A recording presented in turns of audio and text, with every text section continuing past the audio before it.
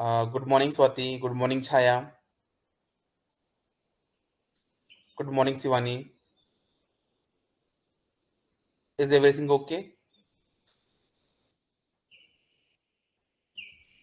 All okay, fine. तो चलो हम लोग बिना टाइम वेस्ट किए बिना अपन क्लास को स्टार्ट करते हैं। ओके, तो आज हमारा जो यहाँ पे जो टाइटल मैंने आप देख भी पा रहे होगे, हमको डिस्कस करना है किसके बारे में? वेन डायग्राम के बारे में। देखो, बहुत सिंपल चीज है। वेन डायग्राम में क्या होता है कि आपके पास कभी ना कभी ऐसा कुछ डायग्राम दिया जाएगा और पूछेगा कि इसका बूलियन एक्सप्रेशन निकाल के बताओ। ओके, तो आपको बताता हूँ कैसे करना लिखना। आप ये समझिए, यहाँ पे कुछ रूल्स बताए मैंने, रूल्स के फॉर्म में बताया। तो मान लीजिए पूरा एक पूरा बॉक्स लिया है। ठीक है, ये बॉक्स के अंदर बोलते हैं क्या, ये एस क्या रिप्रेजेंट करता है? सैंपल। एस रिप्रेजेंट करता है सैंपल।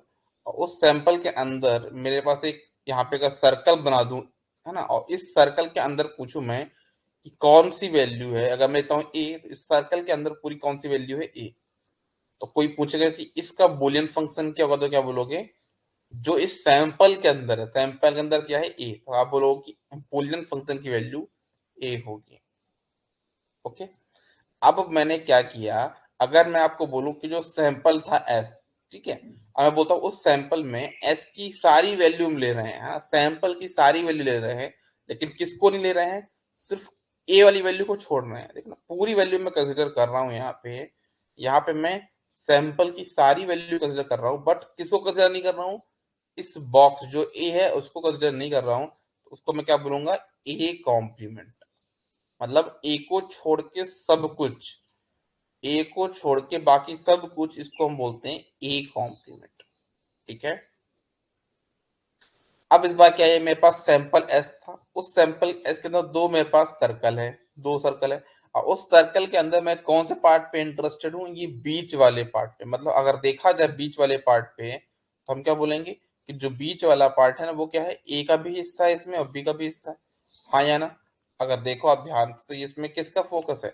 इसमें क्या है? ए का पार्ट भी है और बी का पार्ट भी है, तो हम इसको बोलते हैं क्या? A and B. A and B क्यों? तो कि ये ए भी है और बी भी है ना, तो हम क्या बोलेंगे? A and B.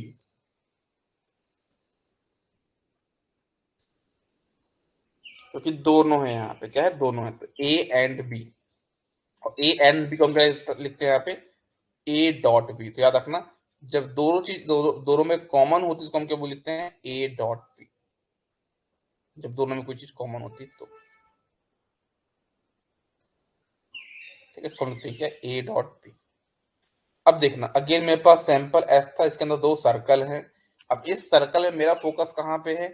देखो, ए वाले पार्ट पे तो है, ये देख सकते हो, ए वाले पार्ट पे मेरा फोकस तो यहाँ पे जा रहा है, लेकिन मैं ए पूरा पूरा तो, ए तो यहाँ पे भी आता है ना, लेकिन ए वाले पूरा पार्ट नहीं है यहाँ पे। मेरे पास ए का पूरा पार्ट नहीं। अगर इसको बोला जाए, इसको हम क्या बोलेंगे? Only A not B. मतलब जो कुछ ऐसा पार्ट भी है जो ए और बी के बीच में कॉमन है, उसको भी हमने कंसिडर किया है क्या? नहीं किया। ये बात ध्यान में रखना, हमने सिर्फ किसको कंसिडर किया? ओनली ए। तो इसको हम बोलते हैं ओनली ए, मतलब ए है बट बी प्रेजेंट नहीं, तो क्या बोलोगे? A B bar. मतलब ए तो है लेकिन बी नहीं है। जो जिस पार्ट को हमने सर्कल किया है यहाँ पे, जिसको हमने हाईलाइट किया है, वो क्या बोलेंगे हम उसको? ए तो है बट बी नहीं। तो ए है मतलब ए, और बी नहीं है तो बी बार। ए बी बार हम इसको लिखेंगे, क्या लिखेंगे? ए बी बार।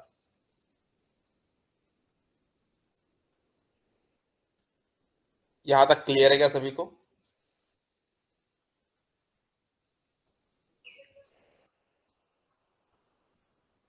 इसको हम लिखेंगे ए बी बार।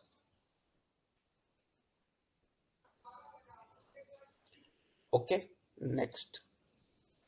जैसे अब इसको देखा जाए, तो इस डायग्राम में देखिए, तो इसमें हमने क्या किया है?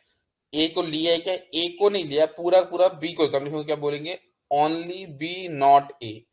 ओनली बी नॉट ए, तो हम बोलेंगे नॉट ए को हम क्या लिखते हैं? ए बार।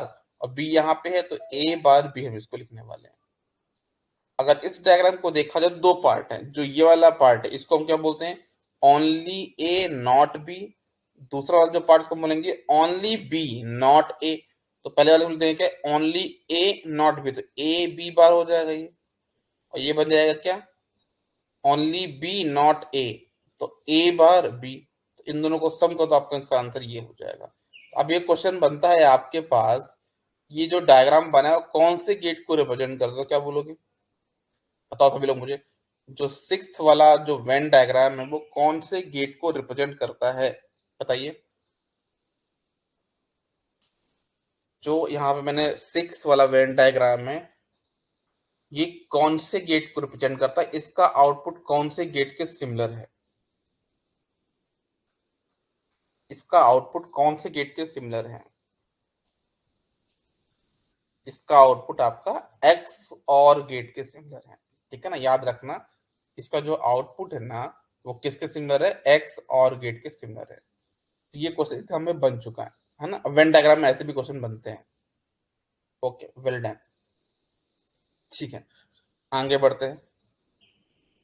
अब ये क्वेश्चन लिया मैंने, इसमें आप ध्यान से देखो। तो अगर देखो तो मैंने इसमें कौन कौन से पार्ट को सर्कल किया है, तीन पार्ट बना दिए इसके। एक तो ये वाला पार्ट बन गया, जिसको बोलते हैं ओनली ए नॉट बी, तो ए बी बार बन गया। दूसरा वाला पार्ट कौन सा है? ओनली बी नॉट ए, तो ए बार बी भी हो गया। और जो थर्ड वाला पार्ट है ए और बी, उसको भी ले लिया, ए डॉट बी भी बन गया। मतलब तीनों चीज यहाँ पे हैं, ए बी बार, ए बी और ए बार बी। ये तीनों चीजें यहाँ पे आ चुकी हैं। तो अब इसको हम क्या बोलोगे? तीनों का सम कर दो तो कितना हो जाएगा? F equals to A bar B और ए प्लस बी। अगर आप इसको पूरा सॉल्व करोगे ना, तो आप क्या देख पाओगे कि यहाँ पे क्या वैल्यू आ रही है? ये आपका आएगा ए प्लस बी के बराबर। किसके बराबर आ जाएगा ये आपका आएगा ए प्लस बी। मतलब कुल मिला के देखा जाए तो दोनों चीजें, ए भी पूरा है और बी भी पूरा है, तो मतलब क्या बोलेंगे? ए और बी, ए प्लस बी यहाँ पे हो जाएगा। मतलब जब सारी चीजें प्रेजेंट हो, इसको हम क्या बोलेंगे? ए प्लस बी बोलेंगे। ठीक है, चलो अब बात करते हैं, यहाँ पे आइए, यहाँ पे देखिए। अब यहाँ पे जो डायग्राम लिया गया, यहाँ पे तीन चीजें हैं। अब इस पे ध्यान से देखो, बहुत इंटरेस्टिंग चीज है। जो जिस पार्ट को मैंने यहाँ पे सर्कल किया है ना, इसमें देखो ये कौन कौन सा कंसिडर कर रहा है। ये किसको किसको कंसिडर कर रहा है, क्या बोलोगे? ये ए को कंसिडर कर रहा है, ये जो पार्ट है ये ए का पार्ट तो है, और बी का पार्ट है। क्या सी का पार्ट है? क्या नहीं, देखो ना, सी वाला सर्कल पूरा का पूरा ब्लैंक है, इसका कुछ भी पार्ट यहाँ पे सर्कल नहीं है, मतलब कुछ भी हाईलाइटेड नहीं है। मतलब इसमें सी का कंट्रीब्यूशन है क्या? नहीं, तो हम बोलते इसको क्या? सी बार। क्या बोलेंगे? ए बी सी, मतलब ओनली ए बी नॉट सी। इसको हम क्या लिखेंगे कि ए बी का पार्टीशन तो है लेकिन सी का पार्टीशन इसके पास नहीं, तो क्या बोलेंगे? ए बी डॉट सी बार। जैसे एक क्वेश्चन यहाँ पे ये लिखा है। अब क्वेश्चन क्या है, पहले क्वेश्चन देता हूं मैं। आपके पास ये डायग्राम दिया गया है, ठीक है, और डायग्राम देने के बाद बोला गया है find the min term of the function represented by the shaded area.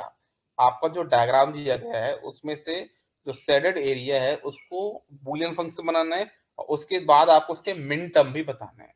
Okay, चलो बहुत आसान है। कैसे? सबसे पहले देखो कि आपका जो ये शेडेड एरिया ये वाला, इसको हम क्या बोलेंगे? ये सिर्फ ए में है, बी और सी में है क्या? नहीं है, इसको बोलेंगे only A not B not C. मतलब ओनली ए हो गया, नॉट बी मतलब बी बार हो गया, नॉट सी मतलब सी बार हो गया। पहला वाला पार्ट तो बना। इसका देखा जाए तो हमको आप बोलेंगे only B not A not C. ठीक है, सिमिलरली जो ये थर्ड वाला एरिया जो सी वाला देख पाया, तो क्या बोलेंगे कि ये वाला पार्ट भी सिर्फ सी में है और ए बी भी नहीं है, तो क्या बोलेंगे? ए भी नहीं है, बी भी नहीं है, सिर्फ सी है। तो not A not B only C, यहाँ पे हो जाएगा। अब ये देखो, ये बूलियन फंक्शन को जब बताना है तो बूलियन फंक्शन तो बन गए इनके तीनों। ये पहला बूलियन फंक्शन, दूसरा बूलियन फंक्शन, ये तीसरा बूलियन फंक्शन। अब बूलियन फंक्शन से मिन टर्म निकालना मैंने आपको ऑलरेडी सिखा दिया है। कैसे? जैसे जहां पे बार नहीं है उसको वन लिख दो, और जहां पे बार है उसको जीरो मान लो। तो क्या बन जाएगा ये? आपको जो कोड था ना 1248, उसके से क्या बन जाएगा? ये M4 बन जाएगा।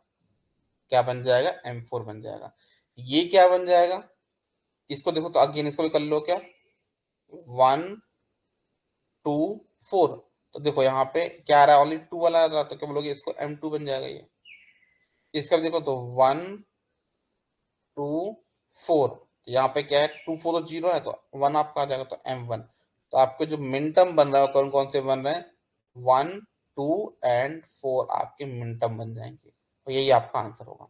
अब क्योंकि बात यहाँ पे मिनटर्म की गई है, तो यहाँ पे हम क्या बनाएंगे, समेशन वाला से। और अगर यहाँ पे किसकी बात की जाती है, मैक्स टर्म की, तो यहाँ हम क्या बताते हैं, पाई बताते हैं। अब पाई बताने तो हम क्या करते हैं, इसको जितने भी मिन टर्म है 1 2 4, इनको छोड़ के जो बाकी टर्म होंगे वो क्या होंगे, आपके मैक्स टर्म होंगे। ठीक है, ओके। ना थर्ड क्वेश्चन पे आते हैं, नेक्स्ट क्वेश्चन पे आते हैं, देखिएगा इस क्वेश्चन में क्या बोला गया है। देखिएगा नेक्स्ट क्वेश्चन पे हम लोग आते हैं। इस क्वेश्चन को थोड़ा सा अगर फोकस से हम देखिए तो हम क्या बोल सकते हैं कि अगेन मेरे पास एक डायग्राम दिया गया और क्या पूछा है, मिनटर्म पूछा है। तो देखो मैं अगर ध्यान से देखूं इसमें, तो इसमें जो डायग्राम बना हुआ ना, ये डायग्राम देखो, इसमें ये वाला एरिया साइडेड है, इसमें कौन सा एरिया साइडेड है, ये वाला एरिया साइडेड है।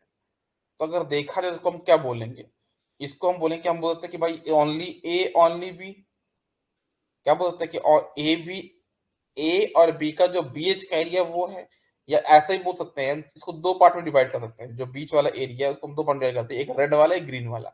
रेड वाले को हम बोलते हैं कि only A only B not C, तो ए बी सी बार बन जाएगा। और जो नीचे वाला उसको हम बोल देते हैं ये ए बी सी तीनों का कॉमन पार्ट है, ए बी सी।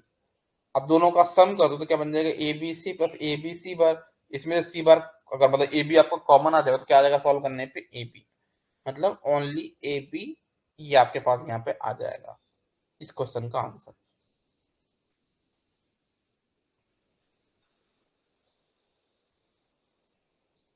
क्या आपको ये वेन डायग्राम वाले क्वेश्चन क्लियर है क्या? क्या सभी को ये कॉन्सेप्ट क्लियर, वेन डायग्राम का क्वेश्चन कैसे बनते हैं, कैसे सॉल्व करना है, बताइए जरा।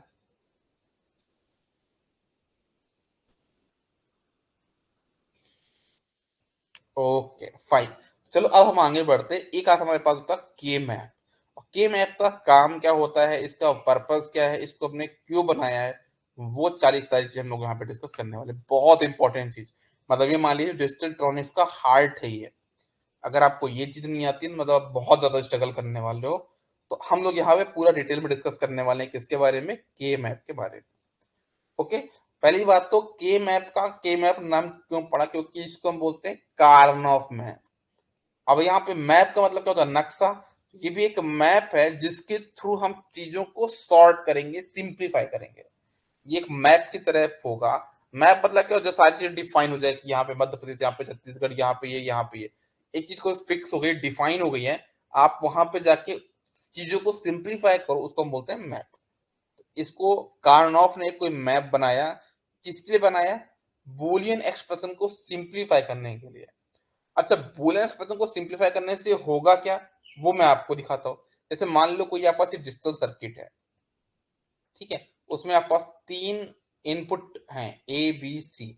उसका जो आउटपुट है वो आपके पास कुछ आ रहा होगा, और जो भी आउटपुट आ रहा होगा उसके मिन टर्म कौन कौन से, 6 और 7। फिर से रिपीट करता हूं, ध्यान से समझिएगा। मान लीजिए कि आपके पास एक डिजिटल सर्किट है, ओके, उसमें जो नंबर ऑफ इनपुट पिन है वो तीन है, ए बी और सी, तीन इनपुट पिन है। उसका कुछ ना कुछ आउटपुट आ रहा होगा in terms of Boolean expression, ठीक है ना। तो जो भी एक्सप्रेशन आ रहा होगा उसके थ्रू हमने उसके मिनटर्म निकाले, तो हमारे जो आउटपुट पे जो मिनटर्म है कौन कौन से हैं, वो 6 और 7 हमारे पास मिनटर्म है। तो उन दोनों को जोड़ के मैं यहाँ पे उनका बुलियन एक्सप्रेशन बना सकता हूँ। तो उनकी जो बुलियन एक्सप्रेशन है, मान लो क्या हो जाएगा, 6 और 7 के हिसाब से ए बी सी बार, ये 6 बन गया, प्लस 7, तो ए बी सी मैंने यहाँ पे बना दिया। अब मान लीजिए मुझे इसको क्या करना है, मान लीजिए मुझे इसको इम्प्लीमेंट करना है, ठीक है। तो मैं कैसे इम्प्लीमेंट करूंगा, गेट्स के थ्रू, है ना। और आपको मैंने एक शॉर्टकट पहले बताया, बनाओ। बनाओ मतलब क्या, पहले आपको क्या देखना है, ब्रैकेट, फिर नॉट गेट, फिर ऑट गेट, देन फिर एंड गेट। तो ये आपका फॉर्म होता है, ठीक है। तो बनाओ के हिसाब से अगर आप इसको जाओगे, तो ब्रैकेट हो गया, नॉट हो गया, फिर उसके बाद क्या होता है, एंड गेट, फिर और गेट, बनाओ। देखो अब बनाना आपको यहाँ पे क्या, ए बी सी बार, ठीक है, क्या बनाना है, ए बी सी बार। तो सबसे पहले हमने क्या बनाया, सी बार, सी बार बन गया, ठीक है।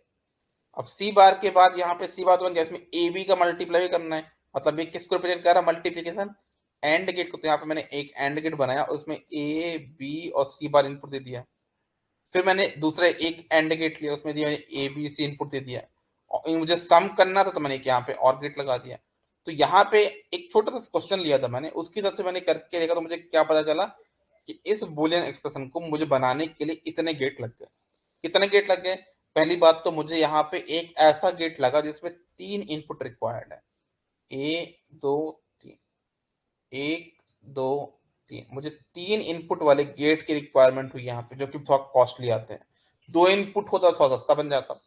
तो पहली बात तो चलो मैंने मार्केट से मंगा भी लिया, तो एक गेट मुझे लगा, दूसरा गेट लगा और तीसरा गेट लगा। तो मोटर कुल मिला के मेरे पास यहाँ पे 3 गेट की रिक्वायरमेंट हुई।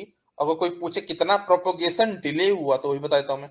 सबसे पहले आप इसको परफॉर्म करोगे तो 10 नैनो सेकंड तो यहाँ पे लगा, फिर 10 नैनो सेकंड यहाँ पे लगा और 10 नैनो सेकंड यहाँ पे लगा। टोटल 30 नैनो सेकंड का काम लगा। मतलब कुल मिला कहने का मतलब ये है, आपके पास प्रॉपर नॉलेज नहीं था कि कैसे बनाना है सर्किट को, तो आपके पास यहाँ पे ज्यादा पैसे भी लगे और ज्यादा टाइम भी लगा। लेकिन अब देखना, अब यहाँ पे जादू होता है कि अगर मैं इसी चीज को सिंप्लीफाई कर लिया होता, कैसे सिंप्लीफाई कर लिया होता, अगर मैं इसमें से ए बी कॉमन निकाल लेता और ए बी कॉमन निकाल लेता तो क्या बचता, ए बी और ए बी कॉमन निकालने पे सी और सी पार क्या होता, 1 हो जाता। मतलब कुल मिला के ए बी बचता।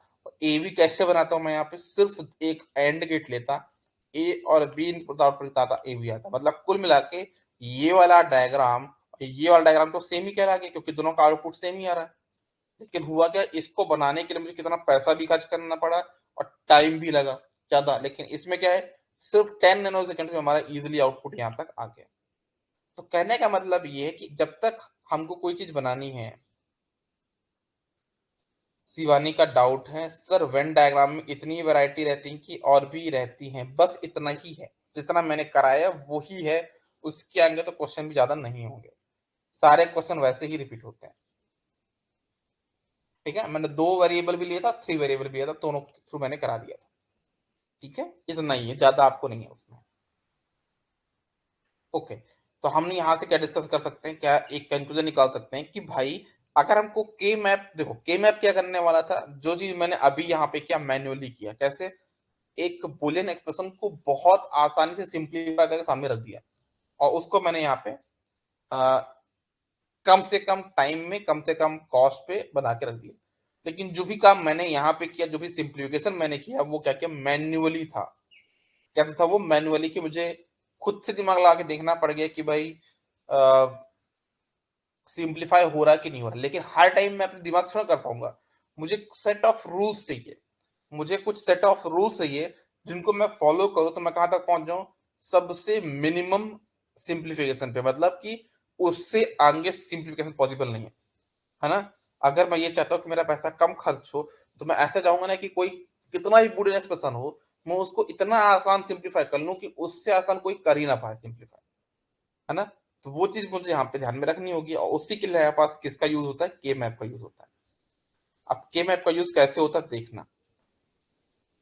देखो के मैप का यूज, के मैप का मतलब क्या होता है ना। के मैप का मतलब होता है यहाँ पे कार्नॉफ मैप। अब देखो ये अलग अलग है, अलग अलग चीजों के लिए अलग बनाया गया है। के मैप जो बनाया गया है 2 इनपुट के लिए अलग बनाया गया है, 3 इनपुट के लिए अलग बनाया गया है और 4 इनपुट के लिए अलग बनाया गया है। लेकिन इसके पीछे का जो मेन कॉन्सेप्ट है वो समझ जाओ, के मैप का बनाने के पीछे का मेन रीजन क्या है वो समझना। देखो हमारे पास 4 चीजें होती, 4 मिन टर्म होते हैं ना। अगर हम बात करें 2 इनपुट की, कौन कौन से, 0 1 2 3, ये मेरे पास 4 यहाँ पे कौन कौन से होंगे, ये मिन टर्म होंगे। कौन कौन से, 0 0 पे M0, 0 1 पे M1, 1 0 पे M2 और 1 1 पे M3, ये 4 आपके पास मिन टर्म यहाँ पे होंगे। अब आपको ये देखना है कि जब कोई आपको बुलियन एक्सप्रेशन दिया होगा, है ना, मतलब आपके पास मिन टर्म दिए होंगे, ऑब्वियसली बुलियन एक्सप्रेशन दिया है तो मिन टर्म आप बना सकते हो। ये मैंने आज भी बताया, पहले भी बता चुका हूँ। तो आपके पास कोई बुलियन एक्सप्रेशन दिया होगा, मिन टर्म निकाल लोगे। अब जो भी 2 इनपुट वेरिएबल, उसमें मिन टर्म आपके इन दोनों इन चारों में से कोई होंगे। अगर 2 इनपुट है, वो वेरिएबल है, एक्सप्रेशन है, तो इनमें से जो आपके मिन टर्म होंगे वो इन्हीं चारों में से कोई होंगे। अब देखो M0 में क्या क्या है, यहाँ पे 0 0, M1 में यहाँ पे क्या है 0 1, और M0 में यहाँ पे क्या है, मतलब M2 में क्या, यहाँ पे 1 0, और M3 में यहाँ पे 1 1। देखो मैं आपको बहुत सिंपल चीज बताता हूँ, सिंप्लीफिकेशन के पीछे का जो मेन रीजन है, का जो मेन लॉजिक वो ये है, वो ये देखते हैं कि कितनी बिट चेंज हुई, कितनी बिट चेंज हुई। अगर जो नंबर ऑफ बिट्स चेंज हो रही वो ऑड है, क्या बोला मैंने, अगर नंबर ऑफ बिट जो चेंज हो रही है वो ऑड है, ठीक है, मतलब आप ऐसा मान लीजिए कि अगर एक बिट चेंज हो रही है, क्या बोल रही है, एक ऐसा मान लो आप अभी यहाँ पे, अगर आपकी सिंगल बिट चेंज हो रही है, मतलब उन दोनों में सिंप्लीफिकेशन पॉसिबल है। जैसे आप देखो m0 को, है ना, प्रॉपरली देखना, m0 में यहाँ पे क्या डबल जीरो है। अब डबल जीरो से जब आप m1 पे आए हो, जब आप m1 पे आए हो तो कितने बिट चेंज हुए बताओ। आपका सिर्फ देखो जीरो का जीरो तो रह गया ना, यहाँ पे जीरो का जीरो रह ही गया, चेंज हुआ क्या, नहीं हुआ। आपका सिर्फ क्या हुआ, जीरो का वन चेंज, मतलब आपका सिर्फ सिंगल बिट चेंज हुआ कि नहीं हुआ, आपका ओनली सिंगल बिट चेंज हुआ। बस आपको यही करना है, आपको ये सारे टर्म आइडेंटिफाई करना है। मैंने जैसे m0 का m1 से निकाला, मैं वैसे ही करूंगा m0 का m2 के साथ। तो देखो तो m0 का m2 के साथ अगर मैं करूं तो अगेन जीरो का जीरो तो रह गया, लेकिन जीरो का वन बन गया, तो ओनली सिंगल बिट चेंज हुआ है, ठीक है। अगर मैं m0 का m3 के साथ चेक करूं तो कितने बिट चेंज हुए, यहाँ पे दो बिट चेंज हुए, तो इसको मैं कंसिडर नहीं करूंगा, इसको मैं कंसिडर यहाँ पे नहीं करूंगा, ठीक है। सिमिलरली अब मैं क्या करने वाला हूँ, ये तो मेरा हो गया, फिर मैं ऐसे m1 का m2 m3 के साथ करूंगा।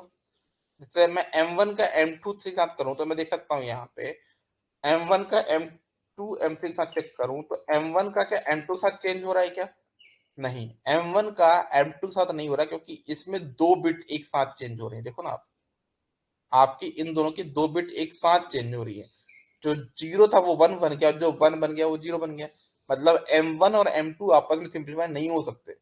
m1 और m3 का देखा जाए तो बिल्कुल यहाँ पे वन था, यहाँ पे वन था, यहाँ पे जीरो वन था, मतलब इन दोनों आपस में पास पास में, मतलब एक बिट आपका पीछे यहाँ पे हुआ, ठीक है। सिमिलरली मैंने यहाँ पे क्या किया, m1 का दोनों साथ चेक कर लिया, फिर मैं क्या करूंगा, अब मैं चेक करूंगा m2 का m3 के साथ। m2 का m3 के साथ सिंप्लीफिकेशन पॉसिबल है क्या, तो m2 का m3 के साथ सिंप्लीफिकेशन पॉसिबल है, क्योंकि यहाँ पे क्या है, वन वन है, तो वो तो चेंज नहीं हुआ, लेकिन जीरो से वन चेंज हो गया, मतलब ये अच्छी चीज थी। ये आपका m2 का m3 के साथ सिंप्लीफिकेशन पॉसिबल है। अब ये जो चीज मैंने बताई उसको प्रॉपरली ध्यान से समझना, है ना। मैंने क्या बोला, m0 का सिंप्लीफिकेशन पॉसिबल है m1 और m2। ये जो डायग्राम मैंने बनाया इसको देखना, ये जीरो लिखा मैंने, जीरो कहीं पे भी लिख सकते हो आप, फिलहाल मैंने अभी जीरो यहाँ पे लिखा है, जीरो यहाँ पे लिखा है। जीरो लिखने के इसके अगल बगल में कौन कौन से जिनके साथ इसका सिंप्लीफिकेशन पॉसिबल था, कौन कौन से, टू और वन। देखो इसके अगल बगल में कौन आया है, टू या फिर वन। देखो ना, m0 पे दो चीजों का कार्ड सिंप्लीफिकेशन बात किया था, m1 और m2। m3 ने तो हमने क्या कोशिश करी कि जीरो हमने कहीं पे भी लिखा, उसके आजू बाजू हमने वो वैल्यू लिखी जिनके कारण उनका सिंप्लीफिकेशन पॉसिबल है, वो, और उससे दूर हमने क्या लिखा, जिसके कारण उसका सिंप्लीफिकेशन पॉसिबल नहीं था, तो m3 हमने यहाँ पे पुट कर दिया। सिमिलरली अब आता हूं मैं m1 पे, ये देखो ये m1 लिखा है यहाँ पे, है ना, अब देखना यहाँ पे m1। अब m1 का सिंप्लीफिकेशन किसके साथ पॉसिबल है, m1 का सिंप्लीफिकेशन पॉसिबल m3 के साथ। देखना m1 का सिर्फ किसका पास पॉसिबल है, m3 के साथ, लेकिन क्या उसका सिंपली देखो m3 साथ है और m1 के साथ भी होगा, है ना, ऑब्वियसली ऑब्वियसली, है ना, m1 का m0 के साथ भी पॉसिबल तो है। देखो ना सिर्फ एक बिट चेंज हो रही है, m1 का m3 और m1 के साथ है, लेकिन क्या m2 के साथ है क्या, नहीं है, तो इसको हमने m2 को दूर रखा। ये देखो ऐसा करके मैंने एक टेबल बनाया।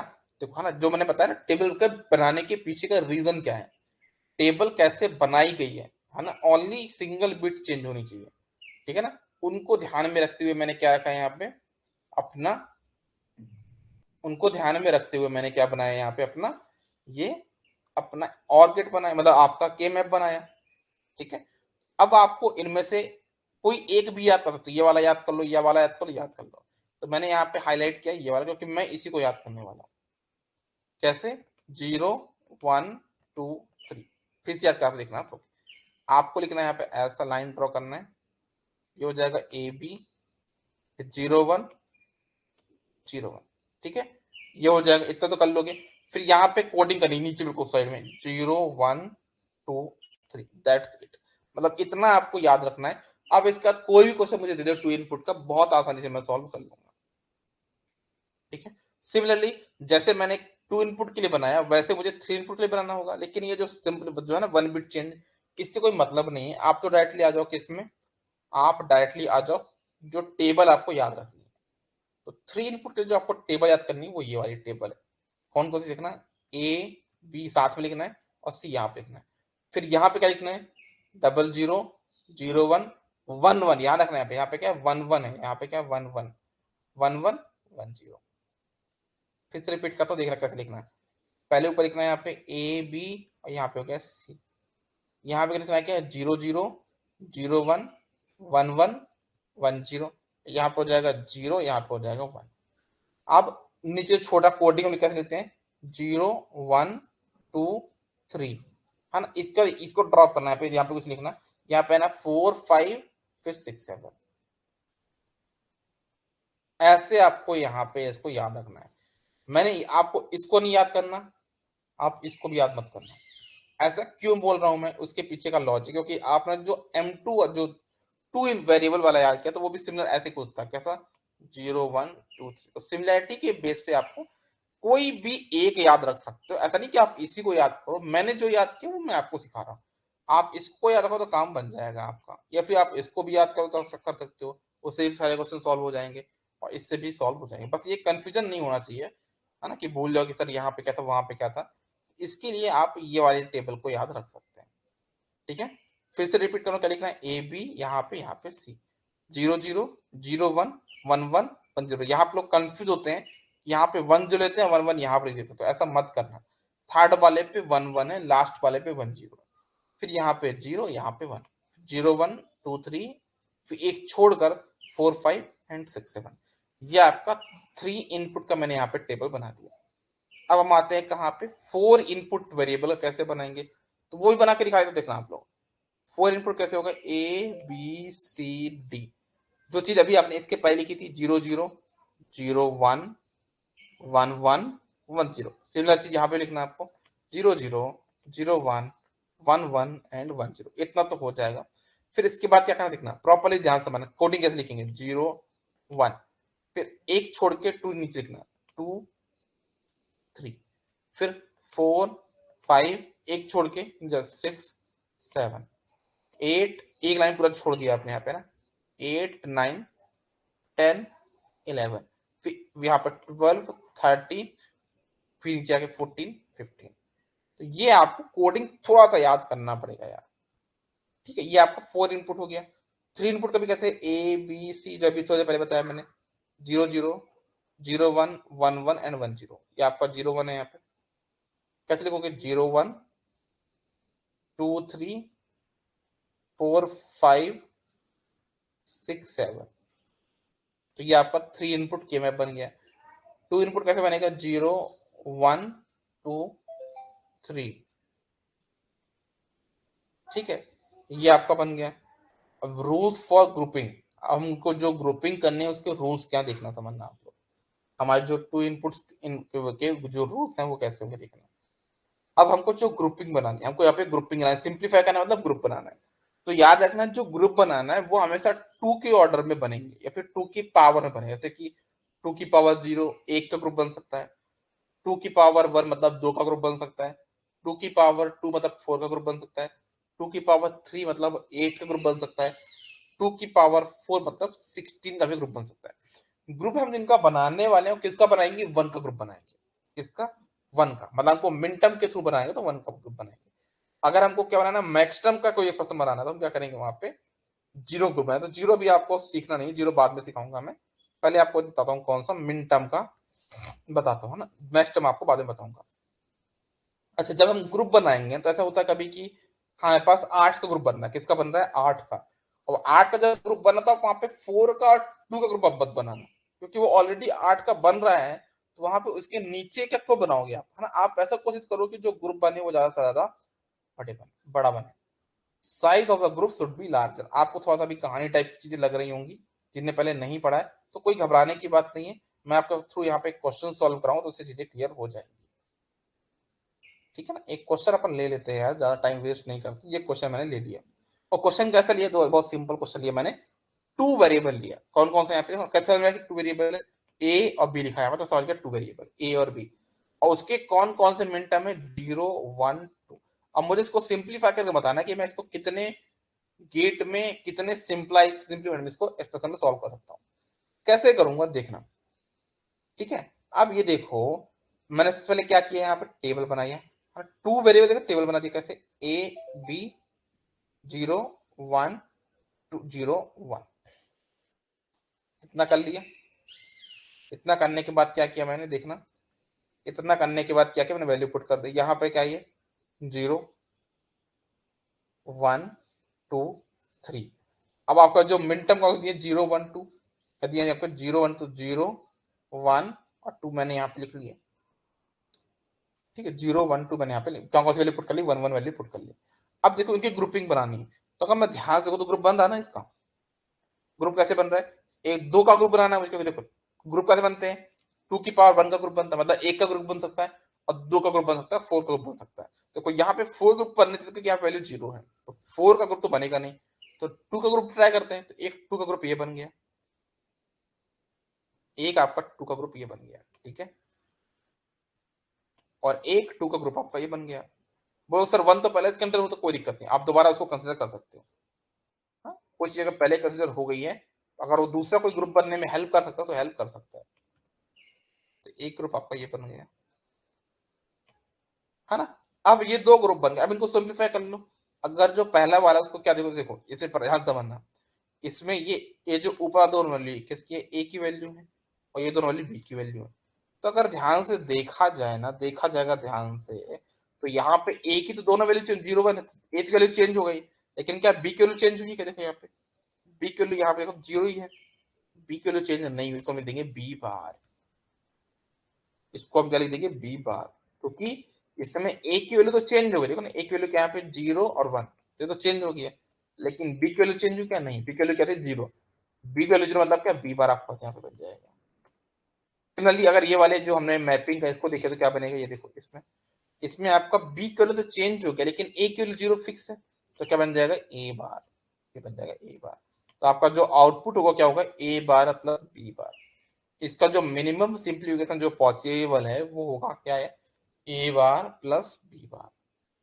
ओके, अगर आप इसी चीज को कन्वेंशनली सॉल्व करना चाहते हैं, तो जब सॉल्व करके देखो तो आपका आंसर इतना ही आता, लेकिन ये क्या था कि हमको टाइम लगा, दिमाग लगाना पड़ा, तब सॉल्व हुआ। ये तो हमारा जो सेट ऑफ रूल्स उनको हमने फॉलो किया और डायरेक्ट हमारा पास यहाँ पे आंसर आ गया।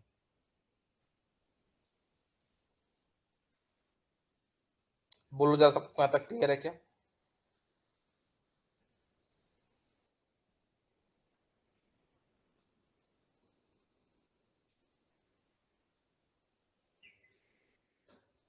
सभी लोग फटाक से बताइए, इतना क्लियर है?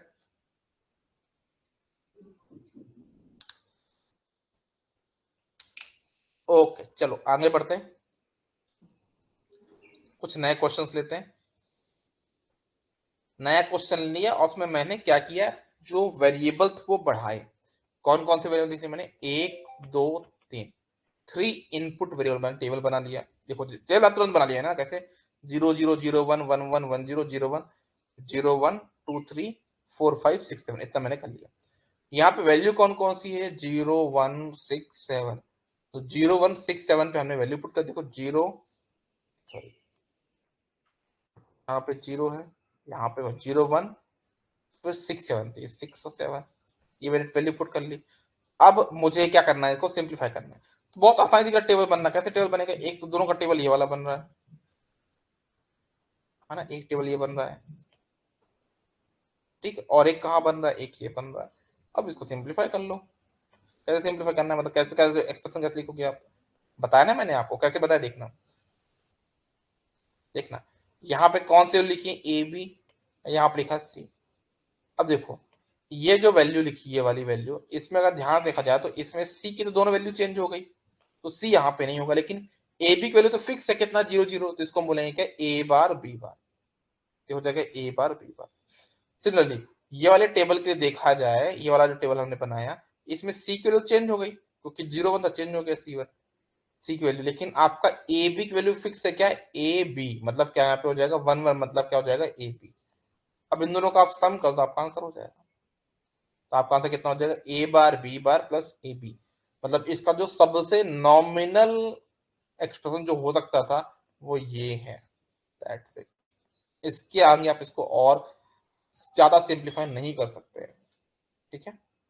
एक क्वेश्चन और लेता हूं। आप पास यहाँ पे एक्स वाई और जेड दिया हुआ, मतलब क्या करना, अब यहाँ पे ए बी सी नहीं, यहाँ पे एक्स वाई जेड, कैसे करोगे, दो स्टार्टिंग के दो को यहाँ पे लिखोगे, एक्स वाई यहाँ पे हो गया और जेड यहाँ पे हो गया, ठीक है। और इनकी जो कोडिंग दी गई है कैसे दी गई देखना सभी लोग, 0 1 2 एंड 6, ये आपने यहाँ पे वैल्यू रख ली सारी वैल्यू 1 1। और टेबल बना, टेबल कैसे बना देखना समझना सभी लोग, है ना। एक तो ये बना, ठीक है, एक आपको इसका एक्सप्रेशन लिखना है, और एक जो टेबल बन रहा है आपको क्लियरली दिख रहा है, दो का टेबल बन रहा है ये वाला, एक इसको आपको देखना है, ठीक है। अब समझना प्रॉपरली, इसमें देखो तो इसमें जेड के जो चेंज हो गए तो क्या बन जाएगा, एक्स बार बाय बार, ये तो बन गया एक्स बार बाय बार। अगर हम इन दोनों को देखें, बड़ा इंटरेस्टिंग चीज है, बड़ा ध्यान समझना इसको आप लोग, है ना, बहुत इंटरेस्टिंग चीज है। अगर हम इन दोनों को देखें, इन दोनों जो टेबल आपका बन रहा है ये वाला, जो आपका ये वाला टेबल बन रहा है, अगर इसको थोड़ा फोकस से देखा जाए तो क्या आपका इसमें जेड की वैल्यू चेंज हुई, नहीं, जेड आपका फिक्स है, जेड इक्वल टू जीरो, यहाँ पे हो गया जेड बार। लेकिन आप देखो एक्स और वाई में से एक्स तो चेंज हो गया 0 1, आपका एक्स तो चेंज हो गया, लेकिन क्या वाई चेंज हुआ, नहीं, वाई इक्वल टू 1 कांस्टेंट है, तो यहाँ पे हो जाएगा क्या वाई, तो हो जाएगा क्या वाई जेड बार। बोलो सभी लोग। शिवानी क्लियर है, शिवाना, शिवानी, छाया और स्वाति, तीनों जल्दी से बताइए, यहां तक चीजें क्लियर है क्या आप तीनों को? ओके, ठीक है, ओके। तो एक काम करिएगा, मैंने आपको कुछ क्वेश्चन तो सॉल्व करा दिए हैं, कैसे सॉल्व करना है, कुछ क्वेश्चन आप खुद से प्रैक्टिस करिएगा, ठीक है। जो भी आपके डाउट्स हो आप मुझे भेजिएगा, इसके आगे का जो पार्ट होगा ना वो अपन नेक्स्ट क्लास में डिस्कस कर लेंगे, और जो नेक्स्ट क्लास होगी उसमें हम लोग के मैप भी कंप्लीट कर देंगे, और फिर उसके बाद जो नेक्स्ट क्लास होगी उसमें हम लोग कॉम्बिनेशन सर्किट स्टार्ट करेंगे, ठीक है। तो चलो आज के लिए बस इतना ही, मिलते हैं अपन नेक्स्ट क्लास में। Bye bye, take care, all the best, good day every